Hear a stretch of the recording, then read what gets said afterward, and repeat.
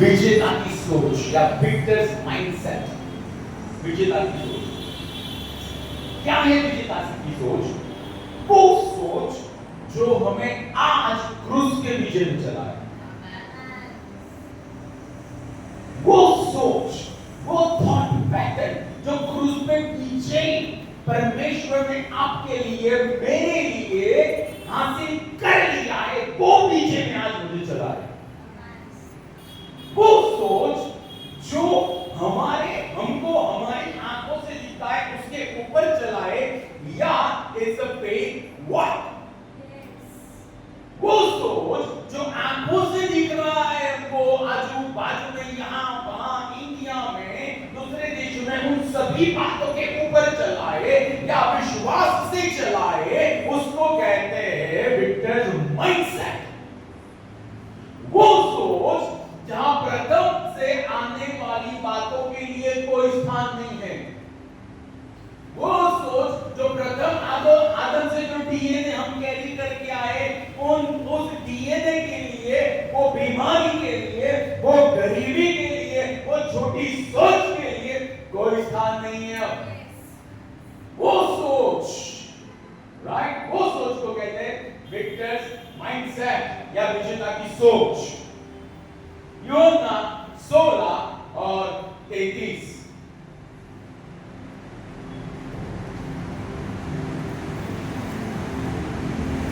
ये बातें मैंने तुमसे कही है कि तुम मुझ में शांति पाओ।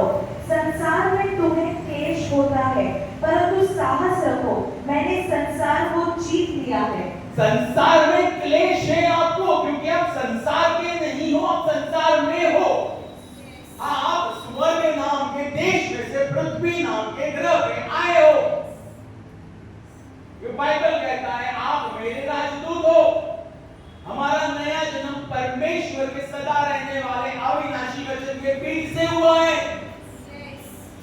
तो हम ये संसार के नहीं हैं, लेकिन हम संसार में हैं। लेकिन यीशु ऐसा कहते हैं कि ढाढ़स बांधो, क्योंकि मैंने संसार को जीत लिया।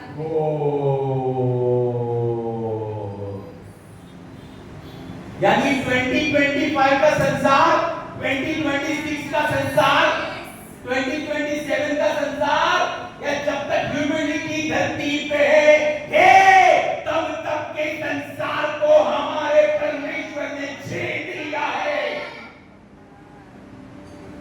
हम जीते हुए यीशु के पीछे चल रहे हैं, हम हारे हुए यीशु के पीछे नहीं चल रहे हैं। That means Jesus, उसने कहा मैंने संसार को जीत लिया है, यानी Jesus had a mindset of a victor। उनके अंदर एक विजेता की सोच थी, तभी तो वो जीत पाया। अगर सोच ही विजेता की नहीं होगी तो जीतेगा कैसे? Do you know ओलंपिक में कौन जीतता है? ओलंपिक में वो जीतता है जो रिंग में उतरने से पहले ऑलरेडी अपने हृदय में जीत चुका है। ओलंपिक में वो जीतता है। यीशु क्रूस पे चढ़ने से पहले ऐसा कहता है कि मैंने संसार को जीत लिया है। That means he developed that mindset and he knew मैंने संसार को जीत लिया है, right? That means यीशु मसीह को पता था उनके विचार इंपॉर्टेंट है। उनके विचार इंपॉर्टेंट है, हमारे विचार बहुत इंपॉर्टेंट है। नीति वचन 23 और 7 ऐसा कहता है जैसा मैं सोचता है वैसा ही हो। यानी मेरी सोच मेरे जीवन को बनाती है। My thought pattern मेरे जीवन को बनाती है, मेरे थिंकिंग, राइट। हमारे विचारों, हमारा बर्ताव, हमारा एक्शन तय करते हैं और हमारा एक्शन रिजल्ट तय करते हैं। अगर आपको डिफरेंट रिजल्ट चाहिए तो आपके एक्शन डिफरेंट होने चाहिए। अगर आपको डिफरेंट एक्शन चाहिए तो आपके विचार डिफरेंट होने चाहिए। जब तक आपके थॉट चेंज नहीं होंगे, आपके एक्शन चेंज नहीं होंगे, और जब तक आपके एक्शन चेंज नहीं होंगे, आपके जीवन के द्वारा आने वाले परिणाम चेंज नहीं होंगे, right. So let us see the mindset of Jesus or mindset of a victor.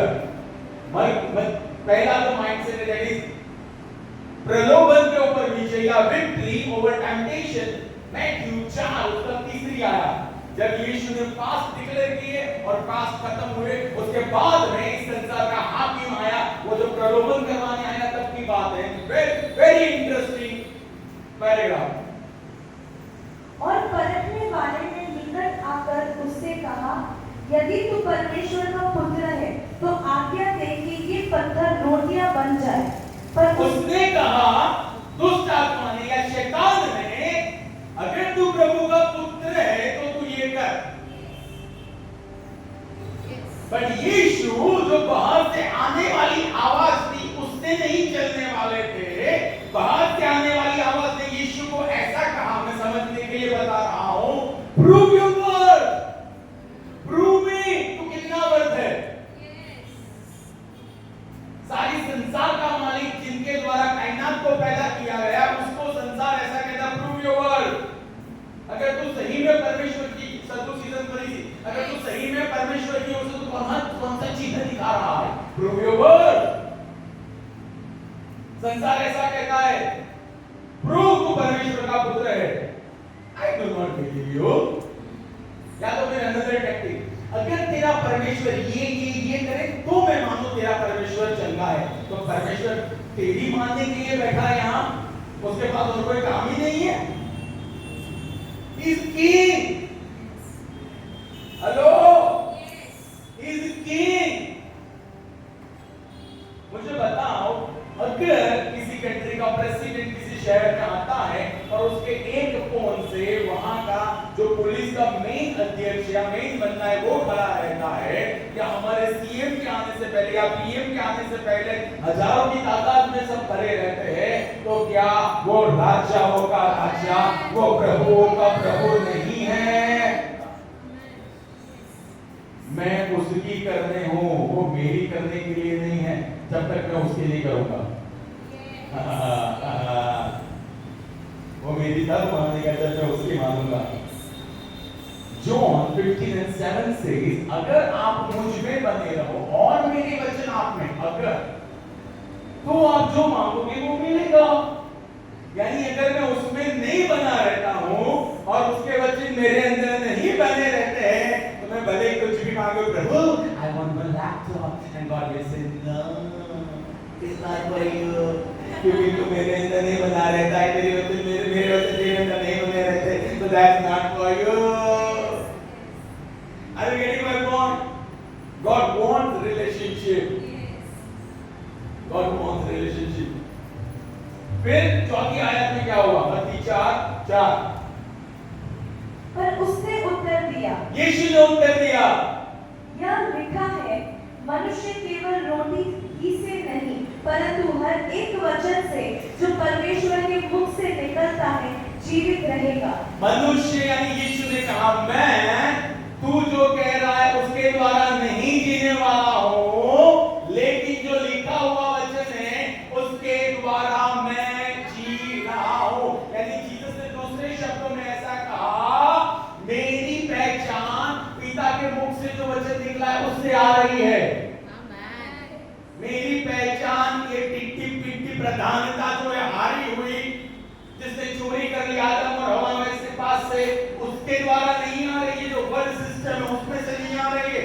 मेरी पहचान परमेश्वर का लिखा हुआ जो वचन है उसमें से आ रही है. मेरा मूल्य क्या है? वो मेरे पिता के द्वारा बोले गए शब्द बता रहे हैं, तेरे द्वारा वॉमिट किए गए शब्द नहीं. मेरा मूल्य मेरे पिता के द्वारा जो शब्द लिखे गए वो बताते हैं. मुझे तेरी राय की जरूरत नहीं है. Hello, we do not need opinion of the world. World, of course, compulsory needs an opinion and an advice, but not we. Right? मैं पूरी तरह से उनके वचनों पे आज जी रहा हूं. जीसस मेड वेरी क्लियर, मैं पूरी तरह से उनके वचनों पे आज जी रहा हूं. अब मुझे बताओ, क्या यीशु ने यूं ही ये वचन कोट किया या यीशु 40 दिन तक ड्यूट्रोनोमी या व्यवस्था विवरण की किताब थी, उसका 8वां अध्याय उसके ऊपर मेडिटेट कर रहे होंगे, तब जाके वो वचन उनके दिल में गए होंगे, और जब दिल में गए होंगे तब उनके दिल में से बाहर आए होंगे। राइट? यानी यीशु मसीह का हृदय पिता के वचनों से आज भरा हुआ था, तब तक परिस्थिति में उनके हृदय में से वचन बाहर आए।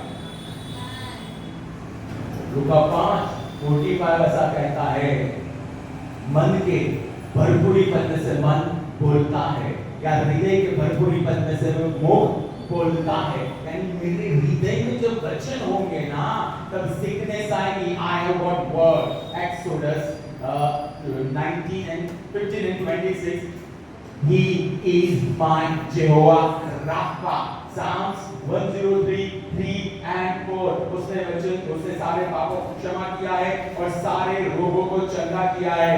पहले पत्रस में लिखा गया है, उसके कोड़े खाने से मैं चंगा हो गया हूँ। रोमियो की पत्री 8वें अध्याय में लिखा है 11वीं आयत में, जिस यीशु को पवित्र आत्मा ने जिस यीशु को मुर्दे में से जिलाया, वो अगर मेरे अंदर रहता है तो मेरे जीवनों में भी वो जान डालेगा, मेरे शरीर में जान डालेगा।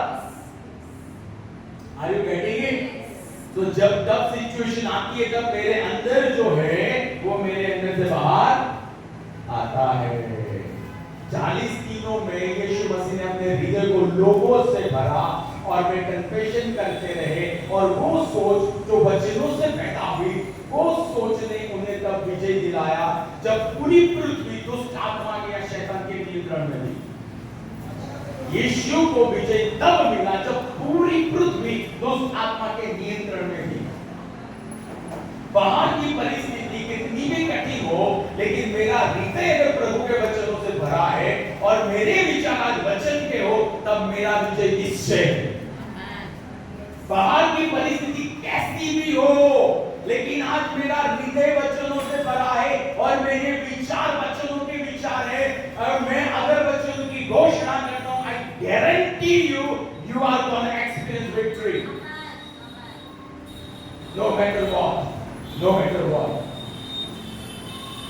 फिर 11वीं आयत में लिखा गया है, शैतान यीशु को छोड़कर चला गया। शैतान यीशु को छोड़कर चला गया। यानी अगर मैं पवित्र आत्मा में चल रहा हूं, अगर मैं वचनों से भरा हुआ हूं, अगर मैं वचनों की घोषणा कर रहा हूं, तो शैतान मेरे आजू बाजू नहीं रह सकता है। लेकिन वो तो बहुत सामर्थ्य, ऑफ कोर्स, लेकिन उससे भी ज्यादा सामर्थ्य आपके अंदर है।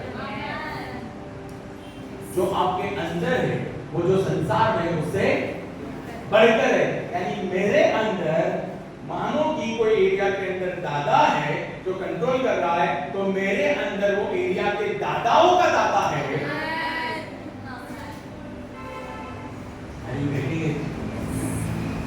मैं उसको लेके आया हूं, मैं उसको लेके आया हूं, राइट?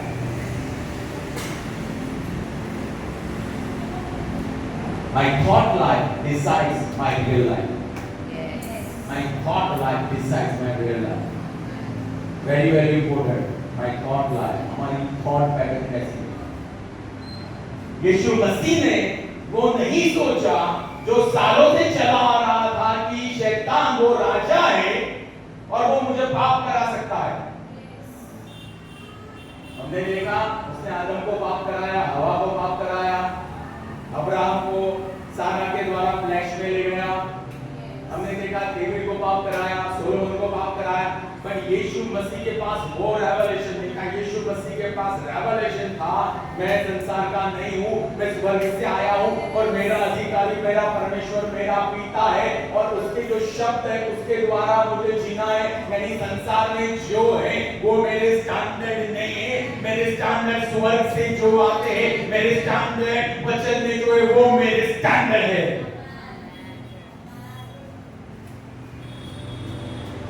वो मेरे स्टैंडर्ड है।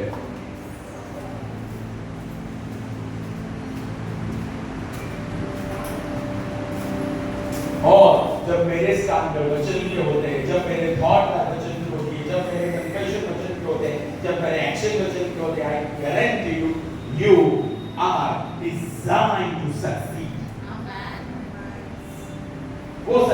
जिसको प्रभु कहता है ये सक्सेस। आप जिसको सक्सेस बोलते हैं वो बहुत छोटी बात है। एक कार आना अच्छी बात है, बट वो प्रभु के सामने बहुत छोटी बात है। एक घर लेना अच्छी बात है, बट वो प्रभु के सामने बहुत छोटी बात है। आपका पिता जो नहीं दिखता है, जो दिखता है ना, उसका मालिक है। Hello hello, raise your standard. प्रभु जैसे देखना चाह रहा है वैसे देखो, राइट? उसने आमेन बोला, मैंने बोला रेज योर स्टैंडर्ड, तो उसने आमेन बोला। another example, victory over storm, तूफान के सामने विजय। मरकुस 4:35 से लेकर 41, जब यीशु मसीह गन्नेसरेत से जा रहे थे और उनको वहां जाना था, तब उन्होंने कहा, आई थिंक 35 में उन्होंने कहा कि उनको झील के उस किनारे जाना है। और जब वे जा रहे थे और यीशु मसीह फिर बोलने के बाद सो गए, और जब वे सो गए थे तब तूफान आया, और तूफान के अंदर जो चेले थे वो नाव में पानी भरने लगा। और तब चेलों ने कहा यीशु को, यीशु मुझे कोई चिंता नहीं हो रही है, हम मर रहे हैं यहाँ। What kind of leader are you?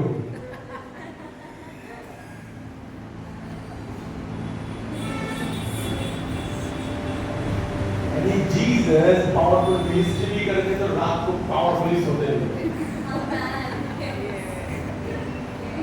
नहीं, it's a blessing. Yes, yes. नहीं, वो आशीष है, right?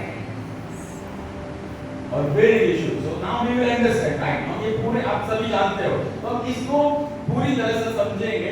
तब सबसे पहले यीशु ने वचन 35 में डिक्लेयर किया कि हमको झील के उस पार जाना है।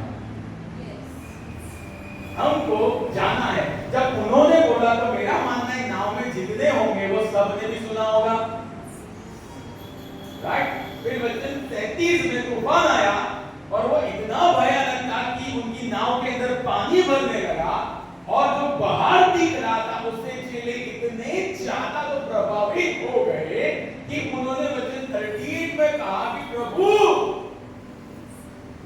हम मर रहे, प्रभु डेस्टिनी शुरू होने से पहले प्रभु खत्म हो गए, अभी तो यीशु को मालिक बनाया और स्टॉप आया। प्रभु, और प्रभु भी पसंद है, सो गए थे। आई बिलीव वो खर्राटे भी उनको अच्छी नींद आती है, राइट? कोई टेंशन नहीं। सी, अब चेलों के पास चुनाव था, कौन सा? या तो वचन 35 को पकड़ के रखना कि हम झील के उस पार जाएंगे, या तो फिर ये जो तूफान आ रहा है, ये हवा चल रही है, ये नाव के अंदर पानी आ रहा है, उसको मान लेना। They had a choice.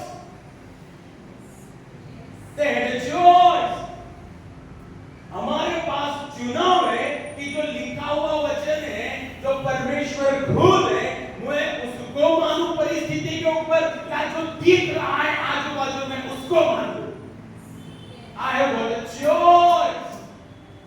मैं किसको मानना चाहता हूं? अगर वचन को मैं मानता हूं और वचन की घोषणा मैं करता हूं, तब जाके मैं झील के उस पार जा सकता हूं, राइट?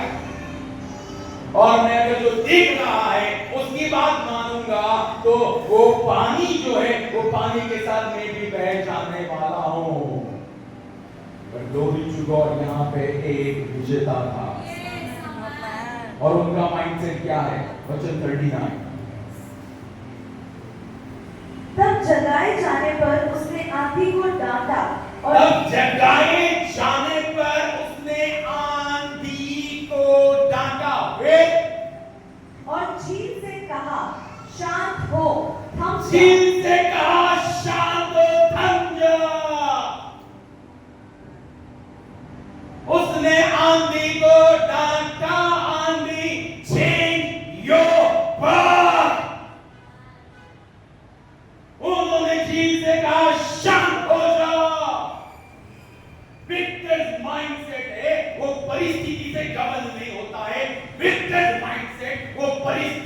को गवर्न करता है।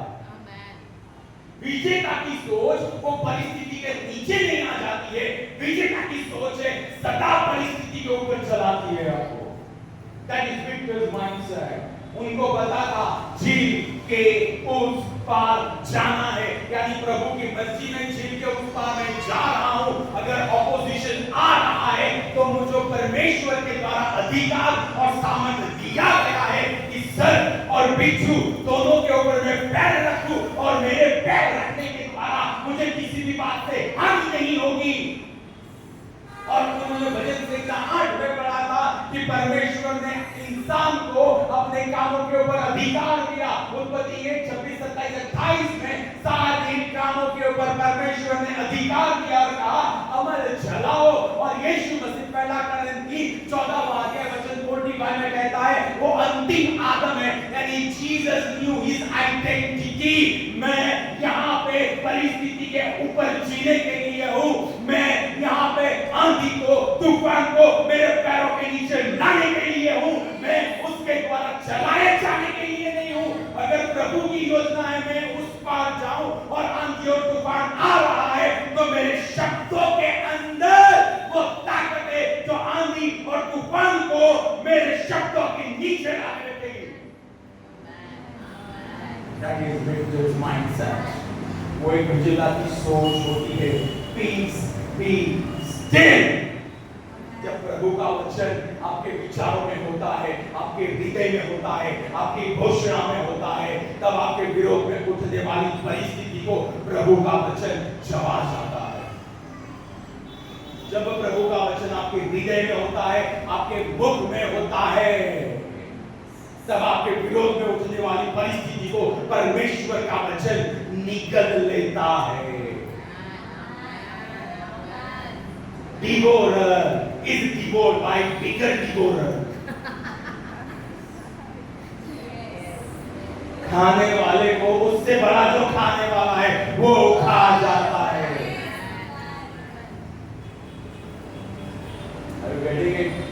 Of course कलाम के अंदर महामानव थे, लेकिन उन महामानवों का दादा जो था वो दादा हमारे अंदर है।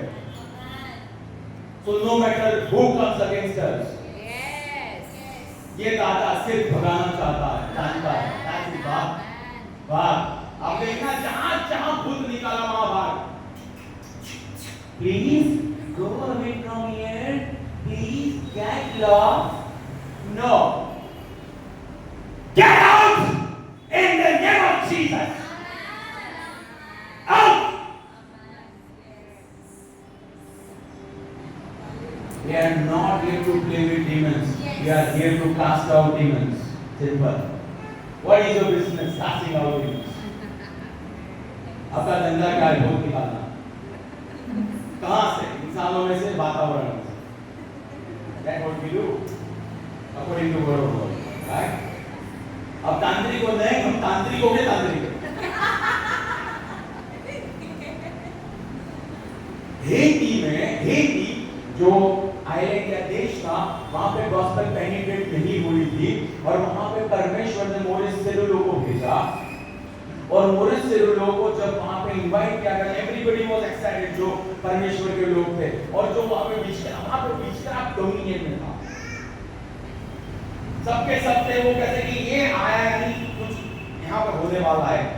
तो वो जा रहे थे और उनके पेट में गड़बड़ी हुई, पेट में इतनी गड़बड़ी हुई, उन्होंने बोला कि मुझे होटल ले जाओ। एयरपोर्ट से उनको रिसीव करने लोग आ रहे थे, उनका सम्मान करना था, लेकिन उन्होंने बोला कि मुझे होटल में ले जाओ। अपने कमरे में गए and when he seek the lord, when he sought the lord, तब प्रभु ने कहा, उसने कहा प्रभु यीशु के नाम से बोले ये कोई बीमारी शैतान ने नहीं लाया, ये मैं तेरा ध्यान बटोरने के लिए लेकर आया हूँ, मैं तेरा ध्यान बटोरने के लिए लेकर आया हूँ। फिर बोला प्रभु क्या हुआ? आज रात जो तेरी क्रूसेड होने वाली है, उसमें सबसे बड़े तांत्रिक, सबसे बड़े जादू टोना करने वाले 200 लोग आने वाले हैं। और वे 200 लोगों ने ठान लिया है कि वो ऐसे स्पेल चलाएंगे कि तू मर जाएगा वहां पे। जब वो प्रचार कर रहे थे तो वहां पे कोई कुछ बोल रहा था, वहां पे कोई कुछ बोल रहा था, वहां पे कुछ लोगों का ध्यान बटोरा जा रहा था और लोग सुन नहीं पा रहे थे। उन्होंने कहा प्लीज आप ऐसा नहीं करो। फिर थोड़ी देर ठीक रहे, फिर से वो विश्राम करने वाले थे, फिर से वो प्रचार कर रहे थे और फिर से वो लोग शुरू हो गए कुछ करने के लिए, ध्यान बटोरने के लिए। उन्होंने कहा प्लीज आप आवाज नहीं करो। फिर तीसरी बार सेम चीज रिपीट हुई। Then he said, listen to me. I have word of God for you. अगर अब आप लोग सीधे नहीं चले, आप जादू टोना करने वाले हो, अगर आप लोग सीधे नहीं चले, मैं एक शब्द रिलीज करूंगा और यहां से आपकी लाशें घर पे जाएगी।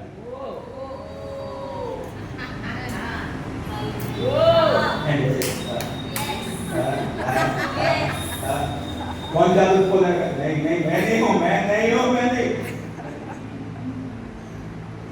3-4 दिन वहां पे चली क्रूसेस, पर वहां पे रुकी नहीं। उस शहर में या उस देश में जो सबसे बड़ा जादू टोना करने वाला था, उसने कहा मुझे मोरिस सेरुलो को मिलना है, और मोरिस सेरुलो को मिलने बुलाया और उसने ऐसा कहा मैं अपना जीवन यीशु को देना चाहता हूँ। आप सारी कायनात के मालिक को लेके घूम रहे हो, चाहे आंधी आए, चाहे तूफान आए, चाहे भूत आए, चाहे विचक्राफ्ट आए, they all are under our feet। जब ये वचन हमारे हृदय में, जब ये वचन हमारे मुंह में, और जब हम अभिषेक में चलते हैं, तब निवाला जो है, राइट, हम परिस्थिति के निवाले नहीं, परिस्थिति हमारा निवाला है। परिस्थिति हमारा निवाला है, परिस्थिति हमारा निवाला है, राइट। तो डरने का नहीं, ये चर्च के लोग डरते नहीं, चर्च के लोग डराते हैं, हम सिर्फ डराते हैं स्पिरिट में जाके, राइट। आपके अंदर वो मसीह का वचन जो सारी कायनात को गवर्न करता है। इब्रानियों 1:3 ऐसा कहता है, परमेश्वर अपने वचनों के द्वारा सारी कायनात को संभाल के बैठा है। आपके विचारों में वचन, आपके मुख में वचन इज इक्वल टू क्रूस के विजय में हर रोज जीना। विजेता की सोच वचनों के द्वारा परिस्थिति के ऊपर चलाती है। विजेता की सोच आपको आपके अधिकार में चलाती है। विजेता की सोच, मुझे बताओ, जब यीशु मसीह सो गए होंगे तब यीशु मसीह शांति में होंगे, अशांति में? विजेता की सोच अंदर की शांति को, बाहर की अशांति को नियंत्रण में लाकर रखती है। वो विजेता की सोच, अंदर शांति, बात खत्म, भले बाहर कैसा भी, अंदर शांति है, यानी ये शांति बाहर की शांति को अपना निवाला बना लिया, राइट। और यीशु ने यही कहा, तूफान शांत, झील शांत, right. Jesus knows very well किसको कैसे शांत करना है, literally and figuratively. Are you getting my point? He is king of all. He is king of all. He owns this universe. He owns this universe. विजेता की सोच मुझे आज प्रभुत्व में चलाती है। No ifs, no buts. प्रभु ने कहा जेल के उस पार जाना है तो सर सवाल ही नहीं, हम जाएंगे। कोई सवाल, प्रिंसिपलिटी आए, प्रिंसिपलिटी रिस्टू प्रिंसिपलिटी आए, प्रिंसिपलिटी स्क्वायर आए, प्रिंसिपलिटी क्यूब आए, जिसको आना है सर हम जेल के उस साइड जाएंगे, राइट। आंधी तूफान प्रधानता जिसको आना है। और रिजल्ट क्या आया? मरकुस 5:20, जब यीशु मसीह जेल के उस पार गए और जो भूत जिसको पकड़ के रखा था उसका छुटकारा हुआ, फिर रिजल्ट क्या आया जब वो रिस्टोर हुआ? What was the result? वह चला गया और दिकापोलिस में प्रचार करने लगा कि यीशु ने मेरे लिए कैसे महान कार्य किए, और सब लोग आश्चर्यचकित हुए। यानी जो जिस इंसान को दुष्ट आत्मा ने पकड़ के रखा था, जब विक्टर्स माइंडसेट वाला एक इंसान आया और उसने विक्ट्री हासिल करके दिखाई और वो बंदे का छुटकारा हुआ, तो जैसे ही छुटकारा हुआ वो डेकापोलिस यानी 10 शहरों में उसने बताया कि मैंने छुटकारा पाया है, यीशु ने छुटकारा दिया है, यीशु ने मेरे जीवन में ये किया है, यीशु ने मेरे फाइनेंस में ये किया है, यीशु ने मुझे बीमारी में से छुड़ाया है। 10 शहरों के अंदर प्रभु का राज्य आया। जब आप विक्टर्स माइंडसेट से चलते हो तब डेकापोलिस सिर्फ नहीं, तब आप 20 राज्य में, तब आप 30 राज्य में, तब आप पूरे देश में परमेश्वर का राज्य ला सकते हो। When you got the victors, which is आपकी सोच जब आपकी होती है, right? And this is powerful. Victory over old time problem. Victory over old time problem. सालों से जो समस्या है उसके ऊपर victory. पहला शमूएल 17वीं आयत 1 से लेके वचन 53 आप पढ़ सकते हो। वहां पे वॉर डिक्लेयर हुई थी फलिस्तियों के सामने और इस्राएल के सामने। इस्राएल को जो राजा था वो सौल था, जिसको प्रभु ने छोड़ दिया था क्योंकि वो सीधा नहीं चला था, और सामने फलिस्तियों को रिप्रेजेंट करने वाला गोलियत था। गोलियत वो लास्ट महामानव था। गोलियत वो लास्ट महामानव था। वो हर रोज चैलेंज कर रहा था। लेकिन गोलियत की हाइट कितनी थी? गोलियत की height according to research 13 feet और 4 इंच थी। 13 फीट 4 इंच, यानी मेरा मानना है ये जो है इससे और ज्यादा ऊपर। तो डेविड जो था उसको ऐसे देखना पड़ रहा था। डेविड था, उसको ऊपर देख के बात, बट अगर आपको ऊपर देख के बात कर नहीं पड़ रही है, दैट डजंट मीन कि वो बंदा नीचे नहीं गिरने वाला है। हेलो, अरे when I am saying Goliath आपको प्रॉब्लम रिप्रेजेंट करता है, वो इंसान नहीं। Let me clarify my self. Goliath problem represent कर रहा है, राइट? गोलियत का जो हेलमेट था वो हेलमेट 5 किलो का था। Text animated Bible. गोलियत का जो कवच था, मेन कवच जो हम यहाँ पे ब्रेस्ट पे, छाती पे, चेस्ट पे पहनते हैं, वो 88 केजी का था। गोलियत का पैरों का कवच 10 किलो का था। गोलियत का शोल्डर पे जो कवच होते वो भी 10 किलो का था। गोलियत का भाला जो था वो 11 किलो का था। गोलियत की तलवार 5 किलो की थी। और गोलियत को इंसान, जो दूसरा इंसान एक और कवच लेके जा रहा था, वो कवच 15 किलो का था। यानी टोटली गोलियत ने जो पीतल की चीजें पहनी थी वो थी करीबन 144 केजी। तो आप समझ सकते हो 144 केजी कैरी करने वाला कितने केजी का होगा? 150 किलो उठाने वाला, वेट उठाने वाला बंदा कैसा होगा, राइट? और 40 दिन आके इस्राएल को चुनो। आप घर पे जाकर बिल्कुल पढ़ना, बहुत पावरफुल चैप्टर है पहला राजा, पहला शमूएल चैप्टर 17, वेरी पावरफुल चैप्टर। हर रोज चुनौती देता था, आप में से एक इंसान को चुनो, इस्राएल को। इस्राएल प्रभु के लोग थे, और वो बंदा अगर मुझे हरा देता है तो हम आपके गुलाम, और अगर वो हार जाता है तो फिर आप हमारे गुलाम। यानी 40 दिन गोलियत उनके सामने पुरानी सोच लेके आता था, ओल्ड आइडेंटिटी।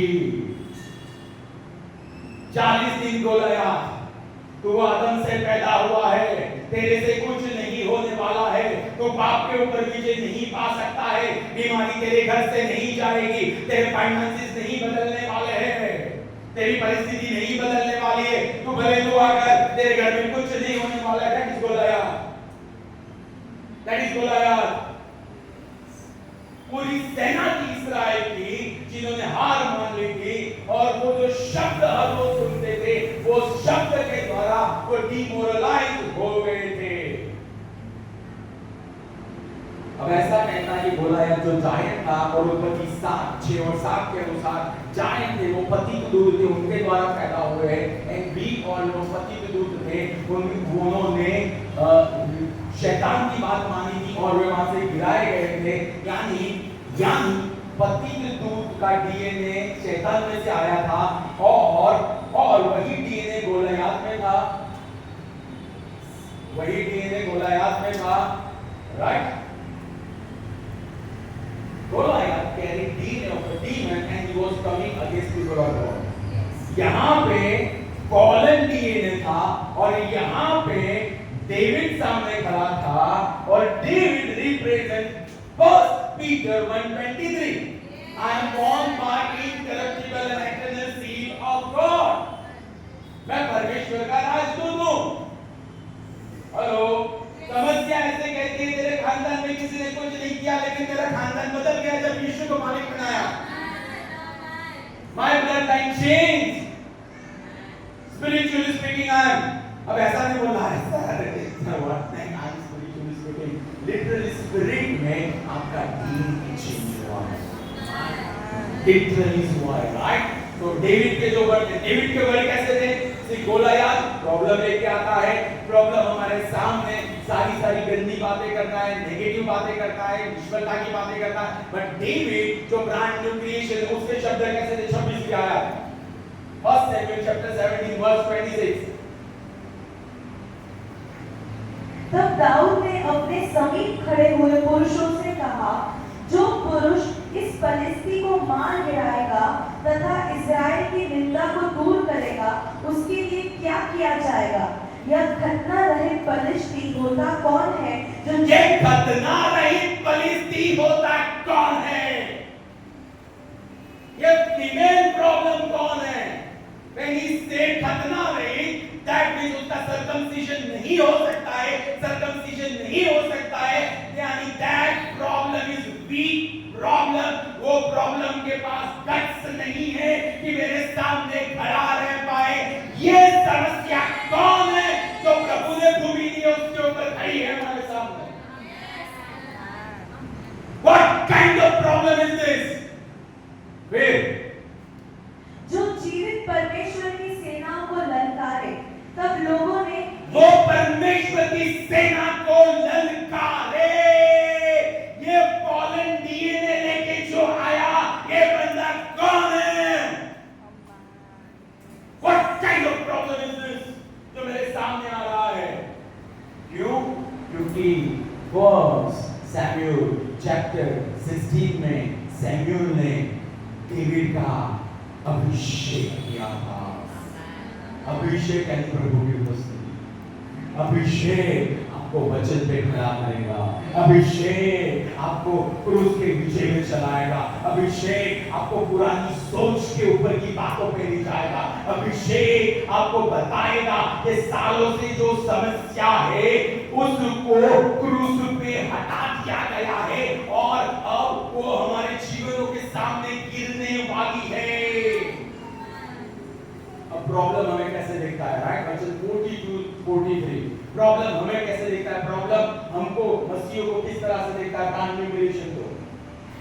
जब फलिस्ती ने दाऊद को देखा तब उसे तुच्छ जाना, क्योंकि वह तो लड़का ही था. तुम तो आज ही मसीह में आया है, तेरे से क्या होगा? उसके मुख पर लाली झलकती थी और तुझे तो उत्पत्ति से लेकर प्रकाशित वाक्य भी नहीं पता है, तेरे से क्या होने वाला?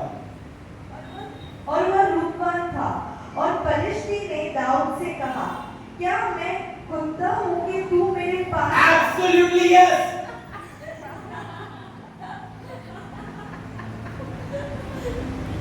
मुझे बताओ कौन सा सयाना इंसान स्ट्रीट डॉग को या गली के कुत्तों को घर में आने देगा? हम क्या करेंगे? So he problem himself said मैं कुत्ता हूँ, अब तो मुझे लात मार यहाँ से. That what it means. Now फिर से मैं कह रहा हूँ Goliath represents your problem. I'm not talking about any human being.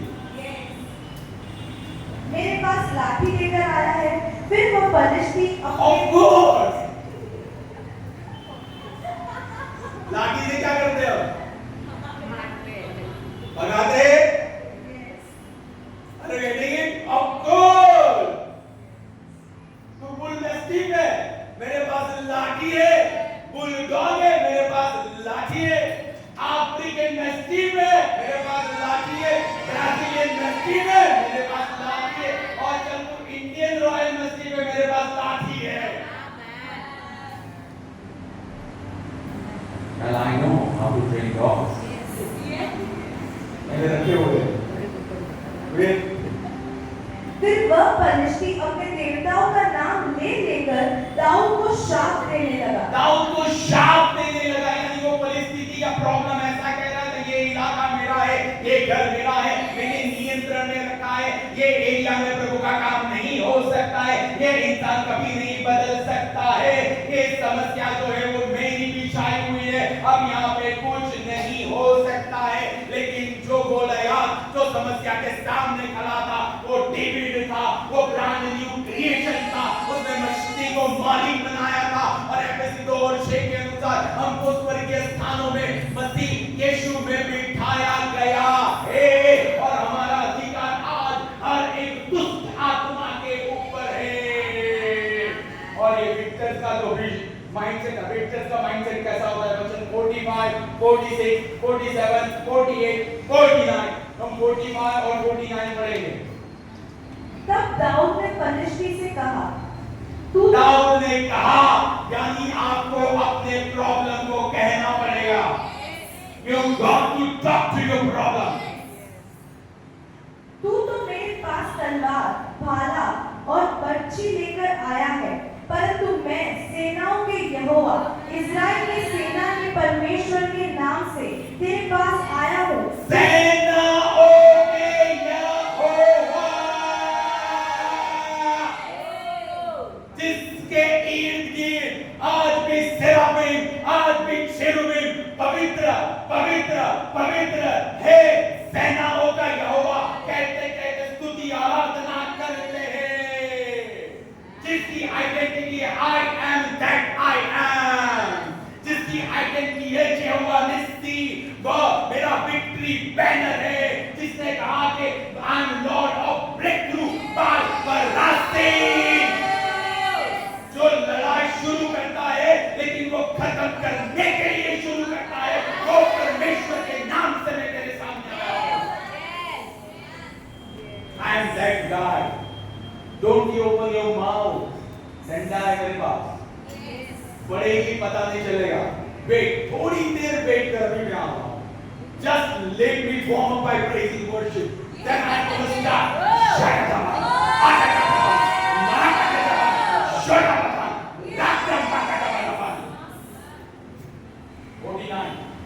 Dawood ने अपना हाथ अपनी थैली में डाला और उसमें से एक पत्थर निकाला और गोफन से फेंक कर पलिश्ती के मस्तक पर मारा।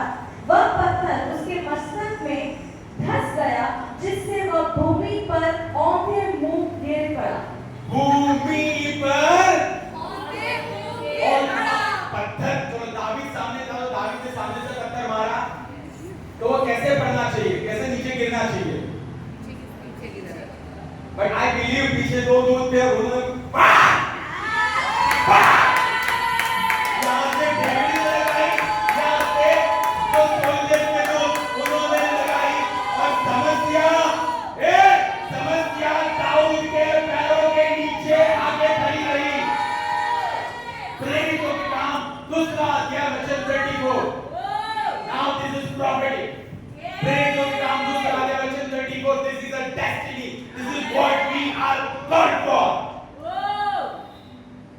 क्योंकि दाऊद तो स्वयं स्वर्ग पर नहीं चढ़ा, परंतु वह आप ही कहता है, प्रभु ने मेरे प्रभु से कहा मेरे दाहिने बैठ।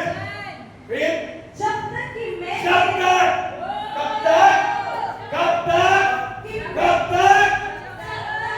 कि मैं तेरे शत्रुओं को तेरे चरणों की चौकी ना बना दूं।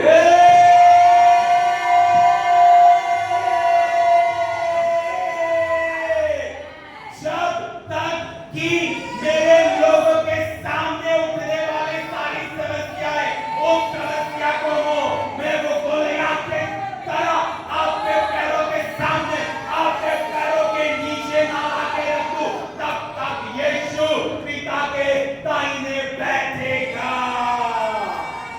तब तक बैठेगा।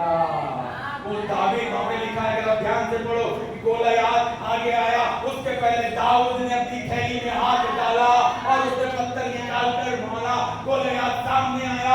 उसके पहले ही दाऊद ने वचन निकाला, गोलियत सामने आया। उसके पहले ही दाऊद ने आत्मा में दुआ करना शुरू किया, गोलियत सामने आया। उसके पहले ही दाऊद ने स्तुति आराधना करना शुरू किया, गोलियत सामने आया। उसके पहले ही दाऊद था, उसने जाके वचनों को डिक्लेयर करना शुरू किया, उसने न्यू क्रिएशन ट्रूथ को डिक्लेयर करना शुरू किया। और जैसे ही दाऊद ने वचन की तलवार निकाली, जैसे ही डेविड ने वचन की तलवार निकाली, वो गोलियत वहां पे गिर गया। नो मैटर, भले ही उसके सामने 5 किलो की तलवार थी, यहाँ पे अल्फा से लेके ओमेगा, ये एटर्निटी से लेके ये एटर्निटी, जो बड़ी तलवार है वो मसीहियों के पास है। क्योंकि तलवार यानी प्रभु का वचन यानी प्रभु खुद। वहां वो ब्रॉन्ज की, पीतल की, तांबे की तलवार, आयरन की तलवार लेके आया था, यहाँ डेविड प्रभु को लेके आया था। Now you decide who is going to be victorious. यहाँ परिस्थिति A metal, B metal, C metal, D metal को लेके आती है, और यहाँ पे हम प्रभु को लेके जाते हैं।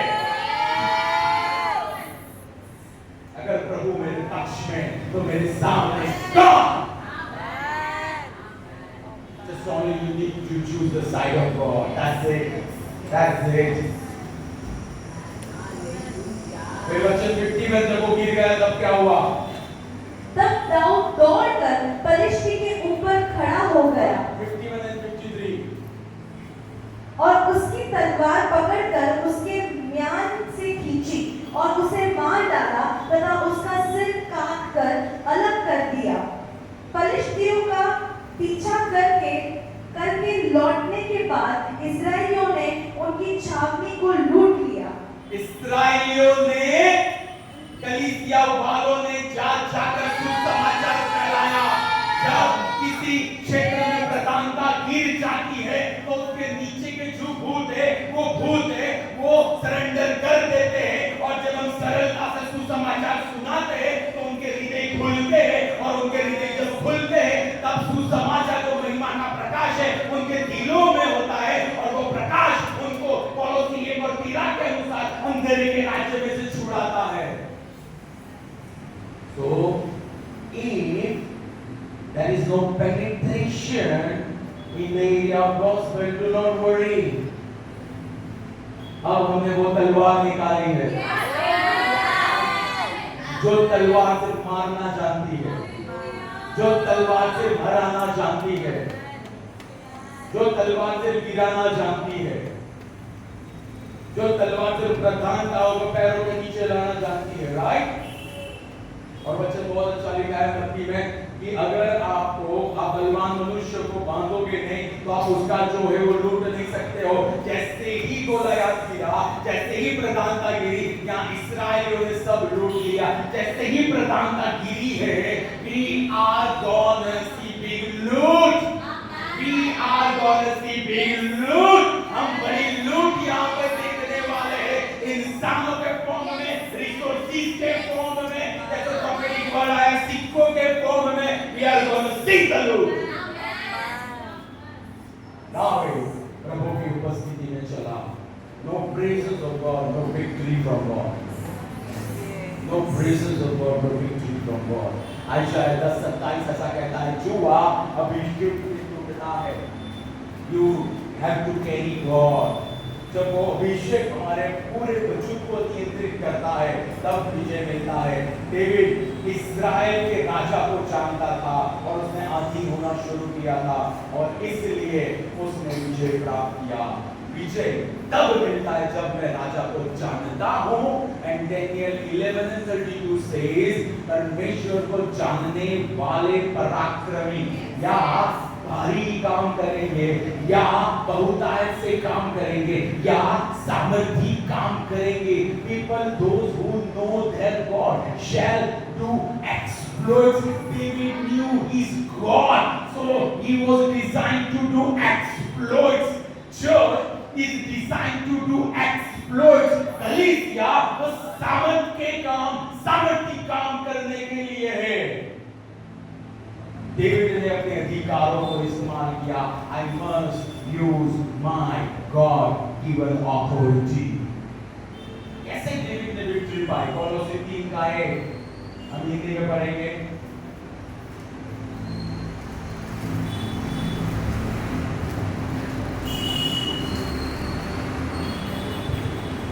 इसलिए यदि तुम मसीह के साथ जीवित किए गए हो, मसीह के साथ जीवित किए गए हो, तो उन वस्तुओं की खोज में लगे रहो जो स्वर्ग की है। एनकेजीवी में पढ़ेंगे। एनकेजीवी प्रॉपर ट्रांसलेशन नहीं है। काफी सारी बार जो दूसरी लैंग्वेज में ट्रांसलेशन किया गया वो because of lack of words या जो बंदा ट्रांसलेशन करता था उसको प्रॉपर वर्ड्स नहीं थे उसके पास, प्रॉपर नहीं किया गया है। एनकेजीवी या केजीवी नहीं बनते थे। If then you were raised with Christ, seek those things If you were raised with Christ, seek those things which are above. which are Above. above. Knox translation ऐसा कहता है, you must leave your thoughts above. आपको अपने विचार ऊपर करने ही होंगे। David ने सिर्फ बात करने के लिए सिर ऊपर नहीं किया। डेविड ने प्रॉब्लम के साथ बात करने से पहले अपने विचारों को ऊपर किया। हेलो, गोलियत कहां था मुझे बताओ।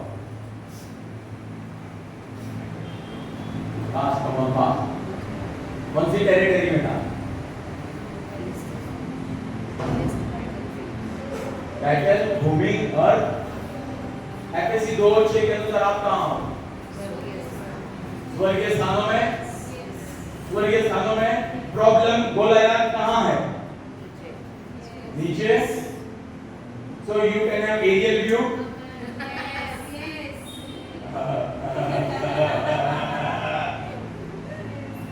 प्रॉब्लम नीचे गिरने से पहले ही आपके नीचे है पोजिशनली, क्योंकि आप स्वर्गीय स्थान में हो और गोलियत पृथ्वी पे है।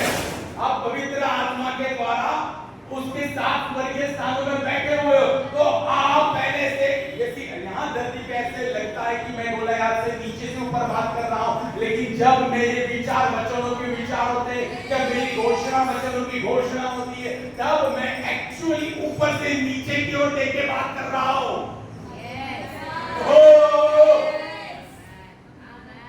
It is totally different view. Problem actually में नीचे गिरने से पहले मेरे पैरों के नीचे आके खड़ा है। So that see, maybe for example, say for example, Goliath की हाइट 5 थी।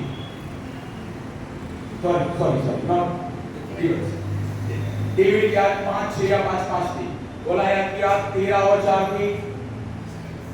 बट डेविड था वो स्वर्गीय स्थानों में बैठा हुआ था। तो अगर आप उसको परमेश्वर की नजरिए से देखो तो गोलियत था वो छोटा था और डेविड था he was real giant. When I live my thoughts above, जब मैं मेरे विचारों को वचन से जोड़ता हूं, जब मैं मेरे विचारों को क्रूस के विजय के साथ मिलाता हूं, मेरी समस्या मेरे सामने टिकती है। मैं समस्या के लिए टिकती नहीं हूं, मेरी समस्या मेरे सामने टिकती है। राइट? एक दूसरी आयत नॉक्स बाइबल में ऐसा लिखा गया है, you must be heavenly minded not earthly minded. आपका मन वो स्वर्गीय होना चाहिए, आपका मन धरती का नहीं होना चाहिए। यानी मेरे मन के अंदर के जो विचार है वो क्रूस के विजय से भरे हुए होने चाहिए। मेरे मन के अंदर जो विचार है वो क्रूस पे यीशु ने क्या कर दिया है और मैं आज मसीह में कौन हूं, मसीह मेरे अंदर कौन है, वो सच्चाई से भरे होने चाहिए। उसको कहते हैं हेवनली माइंडेड। उसको कहते हैं हेवनली माइंडेड। भजन संहिता 1:9 उसका वचन स्वर्ग में सदा के लिए स्थिर है। वचन स्वर्ग में सदा के लिए स्थिर है, मुझे धरती पे उसको स्थिर करना है। हेवनली माइंडेड यानी स्वर्ग में जो है वो सारी बातें मैं इस शहर में, मेरे परिवार में, मेरे बिजनेस में, मेरे जीवन में, मेरी जॉब में, मेरे वर्क प्लेस में, मेरे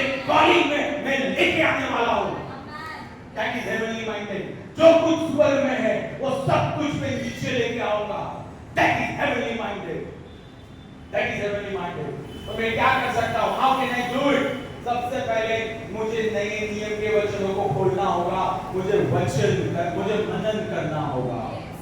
पढ़ना नहीं है, मुझे उसके ऊपर मेडिटेट करना है, मुझे बार बार नए नियम के वचनों को सोचना है। जैसे मैंने कहा कल रात, I was really blessed by Ephesians 1 and 7. We have got redemption by the blood of Jesus. उसके लहू से हमको मोल लिया गया है, उसके लहू से हमारी गुलामी के लिए कीमत अदा की गई है, चुकाई गई है। यानी अब मैं शैतान का, परिस्थिति का, प्रथम आदम से आने वाले स्वभाव का गुलाम नहीं हूं। मुझे प्रथम आदम से आने वाली निष्फलता में नहीं जीना है। अब I am wired, I am designed, I have got inbuilt success, HI, heavenly intelligence. I am not driven by AI, I am driven by HI, heavenly intelligence. यहाँ आउटकम एक ही है, it is finished. It is finished. कौन से direction में समस्या आई? It is finished. गिरने के लिए आई, गलती कर दी बाबू, ये एरिया डेविड को दिया गया है। Wrong person. समस्या को आने से पहले सोचना चाहिए था यहां जाऊं कि नहीं जाऊं। Right? That is you, that is you. मुझे पत्री को पढ़ना है।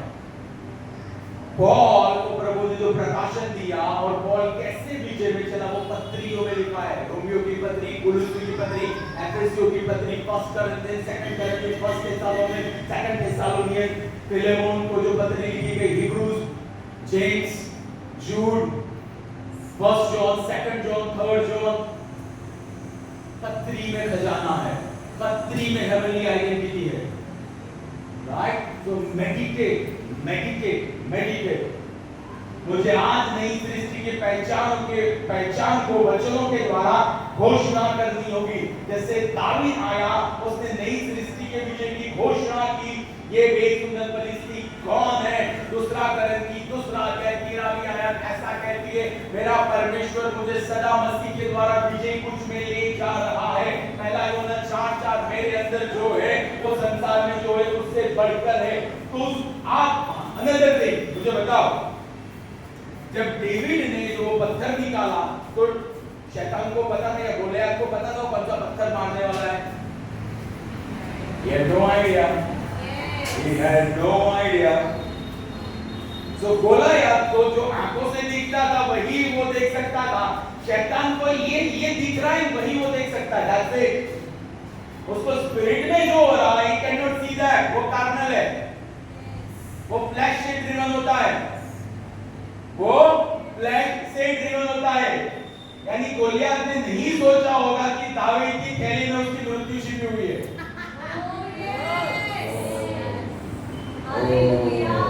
प्रभु का वचन मेरे हृदय में, प्रभु का वचन मेरे मुख में। आपकी समस्या को नहीं पता है, हमारे मुख से अब जो वचन निकलने वाला है उस वचन के अंदर उसकी एक्सपायरी डेट लिखी हुई है। अब शांत हो जा। मेरा एक फ्रेंड था सेंट जेवियर्स में, हमने बीए साइकोलॉजी किया है, हमने इसके अलावा भी बहुत कुछ किया है। वहां पे अजीत था, अजीत वॉज फ्रॉम केरला, और अजीत था उसको अच्छा हिंदी नहीं आता था। और मेरे बाजू में जो कैनेडी बैठता था, कैनेडी उसको बहुत मजा आता था अजीत को छेड़ने में। तो अजीत को वो छेड़ता था, कुछ न कुछ गुजराती में बोल के छेड़ता था। फिर जब अजीत की सहन शक्ति से ऊपर जाए ना, तब अजीत को था एनफ, एनफ इज एनफ। यानी अब पानी सिर से ऊपर चला गया है, हमको वो रुख अपनाना होगा। Get lost, demon go away, demon go away, spirit of unbelief from my family go away. I am ruling here, not you. मैं यहाँ पे अमल चला रहा हूँ, तू नहीं चला रहा है। आपको नहीं पता है आपके मुख में से अब राजाओं का राजा सेनाओं का यहोवा the great I am the victors निकलने वाला है। शैतान को नहीं पता है अब जो वचन मुख में से निकलेगा वो वचन उसको दबोचने वाला है, वो वचन उसको बैलो करने वाला है, वो वचन बैलों के नीचे लाके रखने वाला है। आपके मुख से निकलने वाले वचन में ही आपकी समस्या का समाधान है। आपके मुख से निकलने वाले वचन प्रभु के वचन। मरकुस 11:23 ऐसा कहता है, अगर तू इस पहाड़ को कहेगा यहाँ से हट जा और समंदर में जाके गिर और अपने हृदय के अंदर शक नहीं करेगा, तब तूने जो कहा है वो होगा। यानी कौन बोलेगा? मैं बोलूंगा। हम इसलिए फेल होते हैं, हमको वो बोलना चाहिए वो हम नहीं बोलते हैं, और हमको जो नहीं बोलना चाहिए वो हम बोलते हैं। हम 2 बार बोलते हैं, पता है?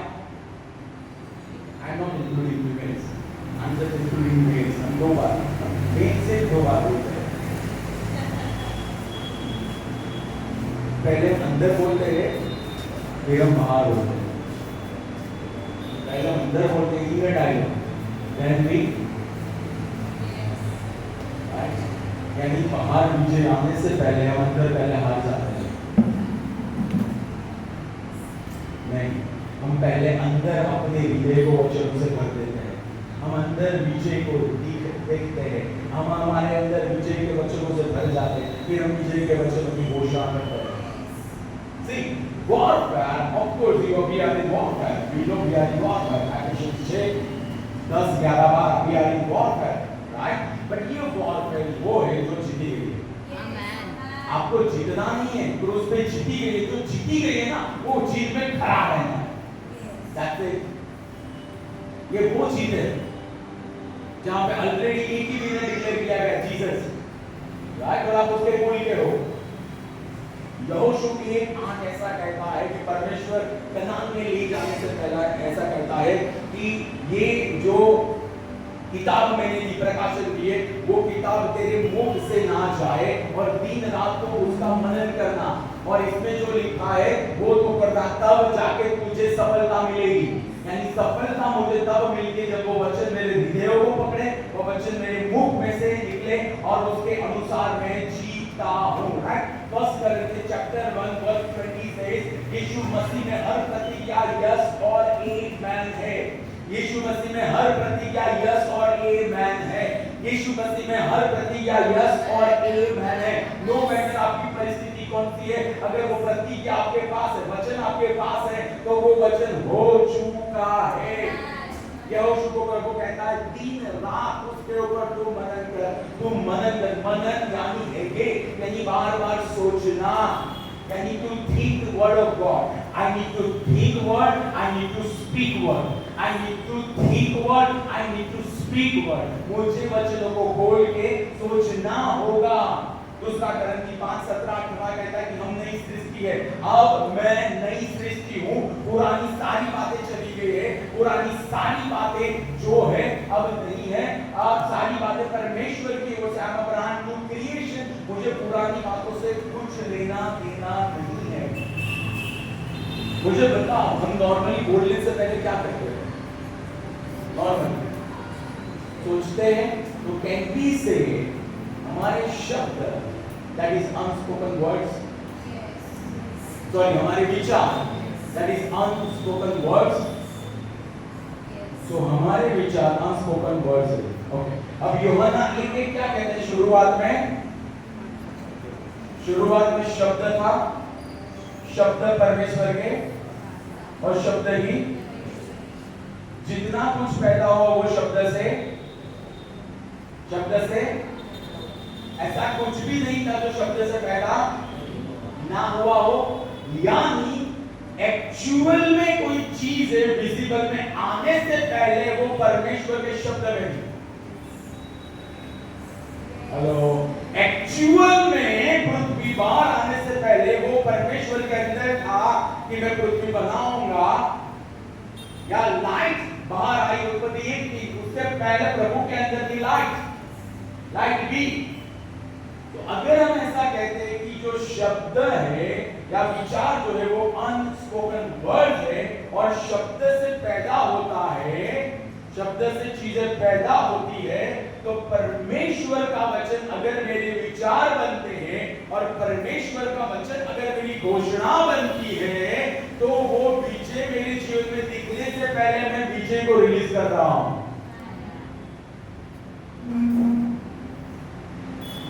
गोलियत एक्चुअली गिरा उसके पहले डेविड ने कहा मैं यहोवा के नाम से तेरे सामने आ रहा हूं। यानी एक्चुअली गिराने से पहले उसने उसको स्पिरिट में गिरा दिया। जब हमारे विचार वचन से मिलते हैं और हमारे शब्द वचन से मिलते हैं, तो एक्चुअल परिस्थिति बदलने से पहले ही हम आत्मा में उसको बदल देते हैं। And that is very very important. That is very very important, right? मैं मेरे विचारों में भविष्य में दृश्यमान में आने वाली बातों को आज से वचनों के द्वारा भर देता हूं। भविष्य में जो बातें वचन से पैदा होने वाली है, वो वचन से जो पैदा होने वाली है, वो वचन कर मेरे हृदय में जाएंगे, तो मैं मेरे विचारों को भविष्य में जो होने वाला है उससे भरता हूं। शुरुआत में शब्द था, शब्द परमेश्वर के साथ था, शब्द ही परमेश्वर था। जितना कुछ पैदा हुआ शब्द से पैदा हुआ, तो जितना कुछ 2025, 26, 27, 28 उसके आगे भी पैदा होगा, वो भी शब्द से यानी वचन से होगा। तो अगर प्रभु के वचन से मैं मेरे हृदय को भरता हूं और प्रभु के वचन को ही मैं मुख से बोलता हूं, तो मैं भविष्य में होने वाले विजय को पहले से मेरे जीवन में रिलीज कर रहा हूं। हेलो, वचन की सोच यानी वचन के परिणाम यानी 100% victory every day. 100% victory every day, right? Every day मेरे हृदय की थैली में से मैं वचन को निकालूंगा और गोलियत के सामने में मैं उस वचन को रिलीज करूंगा एवरी डे। जैसे उसने वो पत्थर को निकाला, जैसे उस पत्थर को निकाला, और वो पत्थर क्योंकि डेविड ने निकाला था, गोलियत गिर गया। और मत्ती 16 और 18 ऐसा कहता है, इस चट्टान पे, इस पत्थर पे, इस वचन पे मैं मेरी कलीसिया बनाऊंगा, उसके विरोध अधोलोक के फाटक प्रबल नहीं होंगे। यानी यीशु जिसे बना रहा है, यानी हम लोगों को उसके विरोध में कोई भी प्रधानता प्रबल नहीं होने वाली है। That is me, right? यानी विजय की सोच इज इक्वल टू वचन की सोच, वचन की सोच इज इक्वल टू नई सृष्टि की पहचान, नई सृष्टि की पहचान यानी विजय में हर रोज चलना। यहोशू 10:24-25 आई एम फिनिशिंग। यहोशू 10:24-25 जब हम वचन हमारे हृदय में, जब वचन हमारे मुख में और जब वचन को जीते हैं, तब रिजल्ट क्या आते हैं। जब वे इन राजाओं को निकालकर उसके पास ले आए, तब यहोशू ने इस्राएल के सब पुरुषों को बुलवाया तथा जो सेनापति उसके साथ युद्ध में गए थे उनसे कहा, पास आओ और इन राजाओं की गर्दनों पर अपने पैर रखो। तब पास जाकर उन्होंने अपने पैर उनकी गर्दनों पर रखे। तब यहोशू ने उनसे कहा, डरो मत और न तुम्हारा मन कच्चा हो, हियाव बांध पर दृढ़ हो, क्योंकि यहोवा तुम्हारे सब शत्रुओं से जिनसे तुम लड़ने वाले हो ऐसा ही करेगा। जिनसे तुम लड़ने वाले हो वो सब के सब आपके पैरों के नीचे आएंगे। परमेश्वर ने मेरे परमेश्वर से कहा, मेरे दाहिने बैठ जब तक मैं तेरे दुश्मनों को तेरे पैरों की चौकी ना बना दूं। यानी नो मैटर 25 में कौन सा गोलियत सामने आ रहा है, नो मैटर 26 में कौन सा गोलियत सामने आ रहा है, नो मैटर 27 में कौन सा गोलियत सामने आ रहा है, प्रभु ऐसा कह रहा है, हियाव बांधो, दृढ़ हो जाओ, क्योंकि यहोवा आपका परमेश्वर आपकी हर एक समस्या, आपके सामने उठने वाली हर आंधी, आपके सामने वाले हर एक तूफान को वो गोलियत की तरह आपके पैरों के नीचे लाके रखेगा। जब आप वचन की सोच और जब वचन की घोषणा और जब आप पवित्र आत्मा के संग में चलते हो, ऐसी कोई परिस्थिति नहीं है जो आपके सामने खड़ी रह पाए। No matter curse, no matter witchcraft, no matter ABCD, no matter ABCD, you are only wired to release victory जब आपकी सोच वो वचन की सोच होती है। वचन की सोच यानी डेडली। मैं चैलेंज देता हूँ, आप नए नियम को कम से कम आधे से पौना घंटा, पौने से 1 घंटा पढ़ना शुरू करो, मेडिटेट करना शुरू करो, और 1 साल में देखो आपके जीवन में क्या होता है। I challenge you. I challenge you. Only epistles and acts of apostles. I challenge you. आप वो बातों देखोगे जो आपने आज तक अपने जीवन में नहीं देखी। Right? We stand. Hallelujah. We will declare. परमेश्वर का वचन जो कहता है, वो ही मैं हूँ। परमेश्वर का वचन जो कहता है, वो सब कुछ मेरे पास आज है। परमेश्वर का वचन जो कहता है, वो सारी बातें मसीह यीशु में मैं आज कर सकता हूं। विजेता से बढ़कर जो विजेता है वो मेरे अंदर है। जिस जय ने मुझे संसार पे विजय दिलाया है, वो है मेरा विश्वास, मेरा नया जन्म परमेश्वर के अविनाशी और सदाकाल रहने वाले वचन के बीज से हुआ है। मैं मसीह यीशु में सारी आत्मिक आशीषों से स्वर्गीय स्थानों में आज आशीषित हूँ। मैं परमेश्वर की कार्य कुशलता हूँ और भले काम करने के लिए मसीह यीशु में मुझे चुन लिया गया है। मेरा परमेश्वर मेरी हर जरूरियात को मसीह यीशु की महिमा में आज परिपूर्ण कर रहा है। यीशु के कोड़े खाने से आज मैं चंगा हो चुका हूँ। परमेश्वर ने मुझे अस्तर और बिच्छू के ऊपर पैर रखने का अधिकार दिया है, और मुझे किसी भी बात से हानि नहीं होने वाली है। मैं परमेश्वर का चहीता हूँ, और स्वर्ग बनाने से पहले, धरती बनाने से पहले मसीह यीशु में मुझे सफल होने के लिए बनाया गया है। जैसे स्वर्ग में मैं हूँ, वैसे ही मैं धरती पे हूँ। जैसे स्वर्ग में मेरा परिवार है, वैसे ही धरती पे मेरा परिवार है। हर परिस्थिति, चूंकि मैं प्रभु को प्यार करता हूँ और प्रभु के मकसद में चल रहा हूँ, मेरे जीवन में भलाई उत्पन्न कर रही है। मेरे विरोध में उठाया गया कोई भी हथियार सफल नहीं हो रहा है। हर चीज जो खड़ी हो रही है, I condemn it.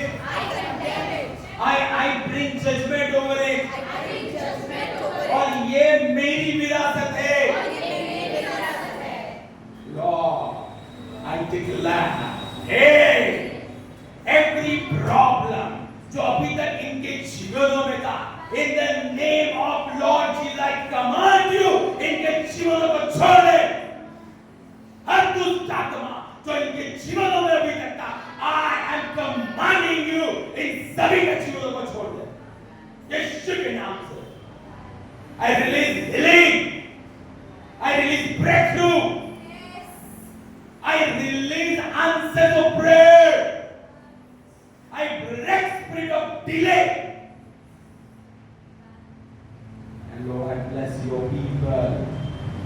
I bless your people. भी यहाँ ऑफलाइन है, ऑनलाइन है, लेस दैन यीशु के नाम से। हर एक क्षेत्र में क्रूस की नीचे में वो लोग जिए। हर झील, हर तूफान शांत हो जाए, शांत हो जाए यीशु के नाम से, यीशु के नाम से।